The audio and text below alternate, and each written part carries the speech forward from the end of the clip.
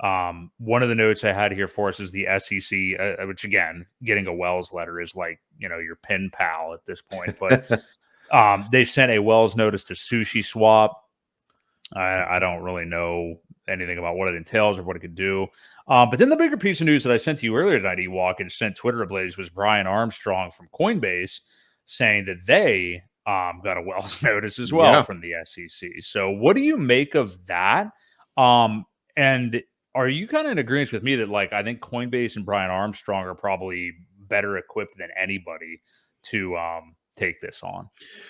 At this point, yes. I believe Coinbase is probably the strongest proponent that we have that'll fight without us having to do anything. However, they are also very compliant, Right.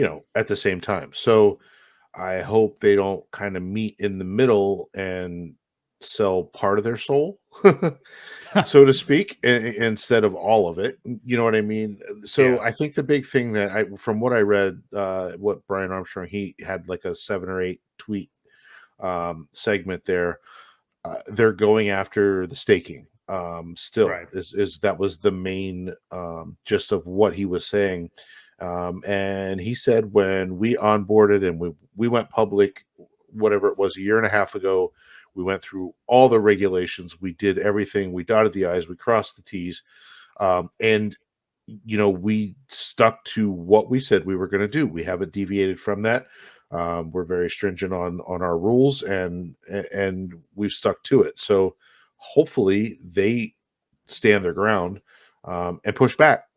I think it would be set a good precedent for others to see, and maybe even piggyback if Coinbase can get through this, and hopefully they don't even have to pay a fine. If it was approved once, then I don't see why they should be going after them now. You can't change the rules halfway through the game. It just doesn't work that way. So I hope they stand their ground and fight back. The other one we saw was Justin Sun. They are really going after him. However, that's all more along the lines of wash trading. There was some shady stuff going on with was it FTT? BTT, I think so. It was, BTT, Yeah. maybe a token. Either way, they, Tron and this other token, they were saying that they were wash trading and manipulating the markets. So that I could see, that we don't need a bunch of funny stuff happening, and so understandably so, he's been a little shady. But like I said to you, though, we're kind of all in this crypto space together. Some of the people we don't like, some of the people are a little shady, but you don't want to set a precedence for them to get cocky about their rulings either, because then they just start coming after everybody. Well, this person did this, but this isn't quite as bad. We're going to go after them too. So at some point, we are going to have to all stand our ground and get in our Congress or representatives' corners and urge them to fight for us if there are any that still support crypto. So hexpassiveincome.com. My friend Crypto Coffee has created what I think is probably the best course for a new cryptocurrency investor. Not only that, but these courses usually charge an arm and a leg. Crypto Coffee is only charging $200. I think right now he actually has a discount for $150. I have a link below in the description. If you are new to crypto, do not understand Hex and how it works, click the link below. It's a quick, easy course. He only gives you the basics. I personally, myself, have thought about creating an intro to crypto course in the past. I don't think there's any reason to do so because Matt, Crypto Coffee, has already taken care of that. And I don't think anything needs to be added by anybody else. So check it out. The link is in the description, and sign up to Hex Passive Income today. Right. Well, back to your Coinbase point, I think it's kind of a catch-22 type thing or whatever I'm trying to say here with them, because like you said, yeah, we think Coinbase is probably the best equipped to be able to deal with this and beat the SEC. But that may also be because of the fact that they've been compliant in the past, where it's like, come on, what are you guys trying to do at this point? Like we've played ball with you more than anybody has. Yeah. If you look at the opposite end of the spectrum, and I'm not being critical, I'm just stating a fact because I really like Kraken, but Kraken, and is it Jesse Powell? Am I making that up? Am I thinking of Jerome Powell? I don't know. That runs Kraken. Yeah, it's Jesse something. It might be. It might be. Okay. But they have kind of always taken a more, Jesse Powell, Rage Against the Machine kind of libertarian type view on this. They haven't been as button up, kind of corporate-ish as Coinbase. I'm just stating the facts. I'm not like saying that one is better than the other. Right. That's why Coinbase has gotten a lot of criticism, frankly, from crypto people. Why Kraken may have been more supported, but then again, Kraken's already lost staking here in 2023. Not that we don't think ever should have been doing that anyway. But and then today I sent you this email that I received. I don't know if you got one too, and anybody else that uses Kraken, but they starting March 27th are supposedly for a little while pausing ACH transfers and deposits, withdrawals of any kind.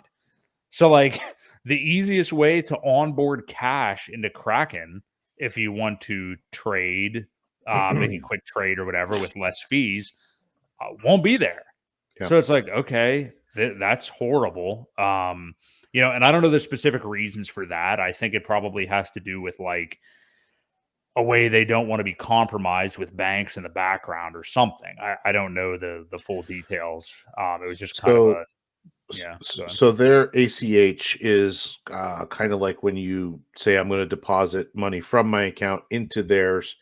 It may take a few days to clear, but very low fees, right?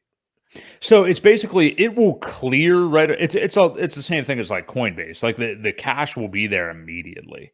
And then they may just put a hold on it until you can transfer it out. But the benefit of doing that is you can fund your account with USD and then trade for cents, like 80 cents into whatever you want to.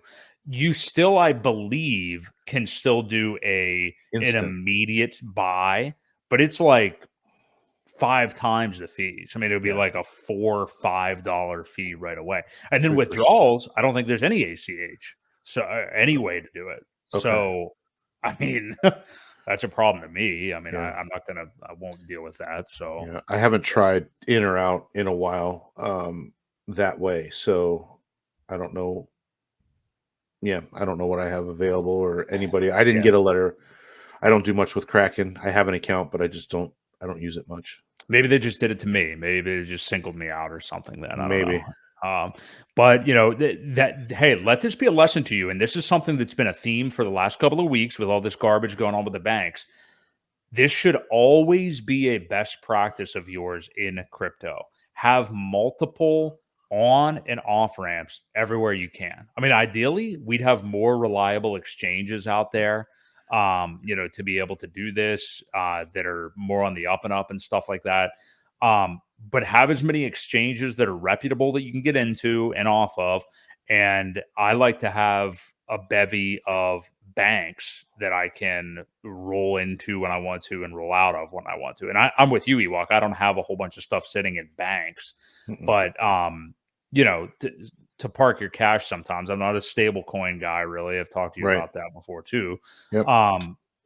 So give yourself flexibility, give yourself liquidity. It's one of the most important things, I think, in this game. Agree.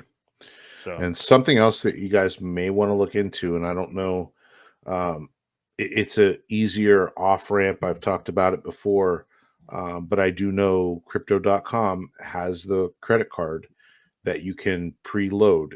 And when it goes into that, essentially, it's like a Visa card that looks like a pre-purchased gift card type thing. So I don't know that it's really tied to crypto, and the amount you can spend is a fair amount. So, something that maybe you want to look into now before problems happen. That way, if you do end up selling any of your crypto and you want to purchase something or take a little bit of profits, you can do it that way as well. So just keep that in mind. It might be another option for you. Again, some people are anti-crypto.com because it is what Tom it is. Brady.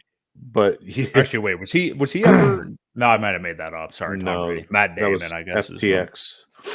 Yeah, Matt So- Damon was in the crypto.com commercial, but I saw a rumor today that Giselle is dating Vitalik. Oh my God, get out of here. That would no way. I No swear